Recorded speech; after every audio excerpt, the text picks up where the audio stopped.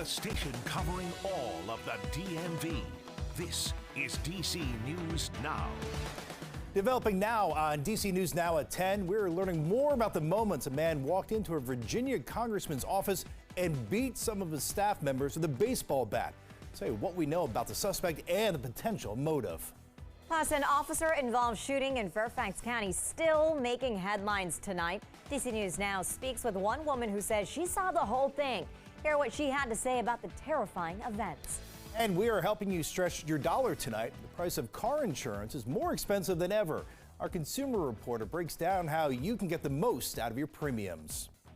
Hi, good evening, everyone. It was a good Monday afternoon for us, a good amount of sunshine, right? And clearing still taking place, but our weather team is tracking now widespread rain for your Tuesday. We'll look at that forecast coming up.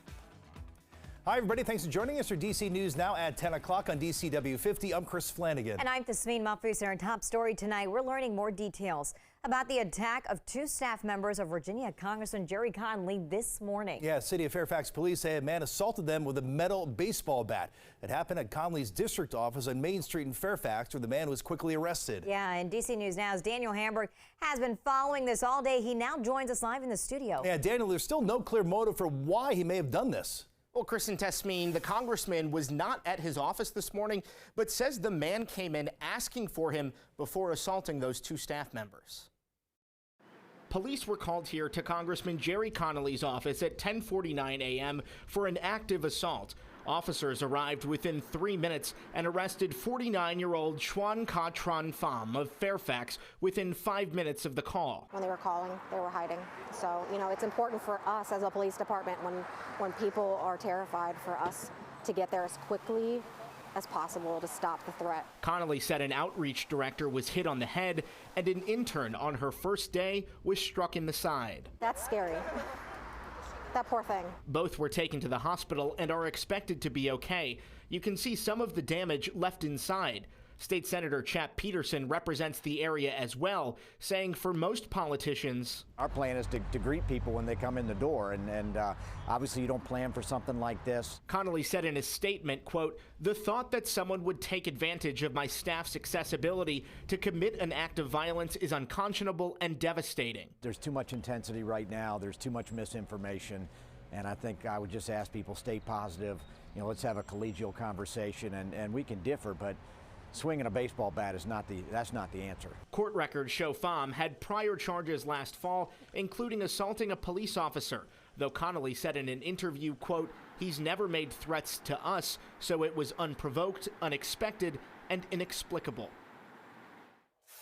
Now, the City of Fairfax Police Department is coordinating with U.S. Capitol Police and the FBI on this investigation. The suspect being held in the Fairfax County Adult Detention Center without bond. He's being charged with 1 count of felony aggravated malicious wounding and malicious wounding.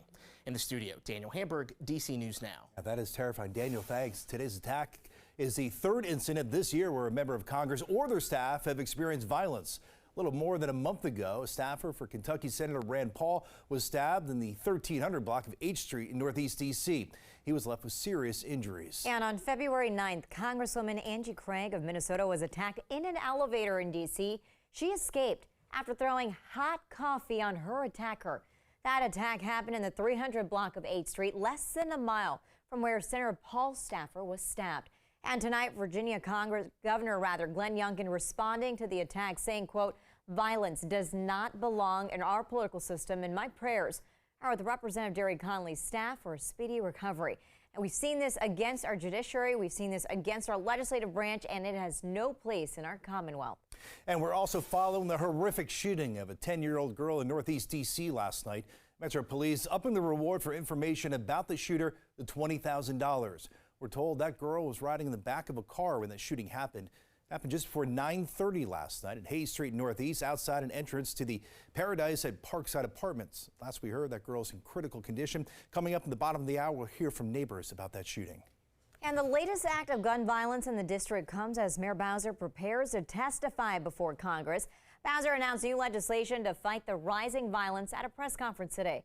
On Capitol Hill tomorrow, she's expected to advocate for meaningful gun reform and more money for the D.C. criminal justice system.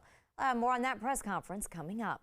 All right, let's get a first check on the forecast. Chief Meteorologist Janessa Webb. Today was a pretty nice day. Yeah, we got Monday, so lucky with the did. beautiful day today, but that's going to change tomorrow. Let's check in with Janessa. Hey there. Yeah, all things have to come to an end, right? And we're actually going to start to see this clearing, fading away. The leading edge of our next storm system is already starting to influence some of our western counties. Right now, live look out towards Dual Highway in Hagerstown. You're noticing increasing clouds, but most spots in our eastern locations are sitting under mostly clear skies. Tonight, very comfortable, zero concern of precip being widespread. That really doesn't happen until tomorrow afternoon. Lows tonight usually come in around 4 or 5 a.m. and so you can see it's going to be fairly on the mild side. We're back into the middle to upper 50s in most location. Kaiser, you're the cool spot, low of about 53 to 52 degrees. Also the winds, they're going to start to stir up. You'll notice that tomorrow morning as well. So kiddos at the bus stop around 7, 8 a.m. upper 50s by 9 o'clock to that 11 o'clock hour. Man, we're going to jump up about 5 to 7 degrees fairly quickly. So hopefully you can plan your morning accordingly. Now we're off to a very dry start across the DMV. From the start of 2023, we've been in a deficit and we are trying to make that up. About 4 inches below our normal for this time of year. And so this rain that we get tomorrow is going to be very beneficial. However, it's slightly a nuisance as you are traveling for your evening commute. Hey, let's check out that forecast coming up. And tonight we're hearing from a Virginia woman who was sitting in her car in the McDonald's parking lot just feet away from where Fairfax County police shot and killed a man attacking one of their own. The attack on a cop and the ensuing shooting has stuck with the woman and her 5-year-old grandson who was in the backseat at that time. Northern Virginia Bureau reporter Max Marcilla joins us live from Fairfax County Police Headquarters. And Max, police are still working through the body-worn camera footage, but we've already seen what a wild scene that all was. And it's because of a video posted on social media that so many people have seen. Essentially what that video shows is a man who was accused of stealing a U-Haul was attacking a Fairfax County police officer in his own car, and there was a struggle in that car. It went in reverse and spun out, hit a bush, and at least one other car in front of the McDonald's on Richmond Highway. All the while, that officer who was being attacked was on his radio saying that the man was trying to take his gun. That's kind of the scene that was set when Marcella Pratt, who was in that same parking lot, described to us what she saw and how she was feeling when it was happening. And I ain't never been in a war zone, but that's what I felt like that day. The signs of that chaotic scene still remain. Bushes the car drove over still down on this McDonald's on Richmond Highway. Marcella Pratt is sharing her experience with us, the first time she's described what happened since it happened. I jumped out, ran, dropped on my knees on the back side of the right side of the car and dropped down where my grandson was seated at and told him to lay down low, just stay down. Her grandson is just 5 years old. The police, the gunshots, the car crash, that's what he talked about before he went to bed. No 5-year-old should have to go through that. Pratt says how everything played out gave her some pause. In that video posted to social media, the so-called assailant is on top of the officer. He was in a fight for his life inside of a police car. Responding officers came quickly. They shot toward the man, then a veteran officer pulled the man out of the car and shot multiple times. It's unclear as of now when the fatal shot was fired. There's going to be no guesswork about what happened.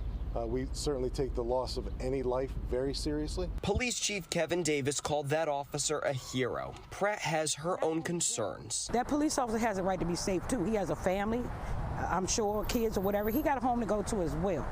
But that doesn't give you the right to just kill people.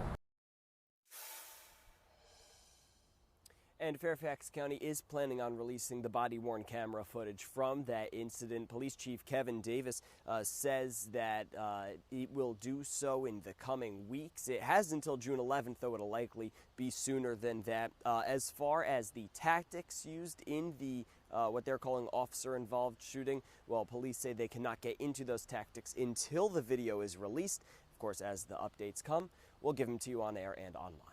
Reporting live in Fairfax County, Max Marcilla, DC News Now. And staying in Virginia, Governor Glenn Youngkin has announced a $16.4 million grant program to improve security in schools. The program will prioritize school divisions with an increased risk of violence. The grant money will be for grades K through 12 throughout the Commonwealth. The Youngkin administration is also targeting schools with chronic absenteeism and those with a high student-to-staff ratio. Grant funds may also be used for school resource and security officers where none are currently assigned in schools. After a recent threat, one local leader says more needs to be done. The kids today need an education. They need to go somewhere safe, and they need to go somewhere where it's fair. And when you hear opposite, then it's alarming to any parent. And new tonight, 2 years after releasing a highly criticized plan to expand Union Station, the Federal Railroad Administration is now back with a revised proposal. Our Marielle Carbone joins us now live outside the Union Station. And Marielle, the project includes wider tracks, updated concourse, a new train hall, and a lot more. But debate over parking, that is really what stalled this project. Yeah, that's right, Chris. District officials and neighbors who live in this area were concerned that there was just too much parking associated with this project. But the new revised vision, it scales parking back by more than 1,000 spots. I'd never try to drive in the city. It's expensive and there's no parking. For Ashanti Washington, a big perk of city life is the ability to ditch the car. That was the point of being in a city, to not have to drive. So the idea of a new 6-story, 1,600-spot parking garage at Union Station doesn't fly with her, even though it's several hundred spots fewer than what exists now. I still wouldn't want to park. It's just inconvenient. Washington isn't alone. In fact, criticism that the FRA's concept for expanding Union Station was too car-centric sent the agency back to the drawing board. Friday, the FRA released a new revised concept for the project, which is intended to expand passenger capacity. Under the new proposal, parking will be scaled back even more, to between 400 and 550 spots.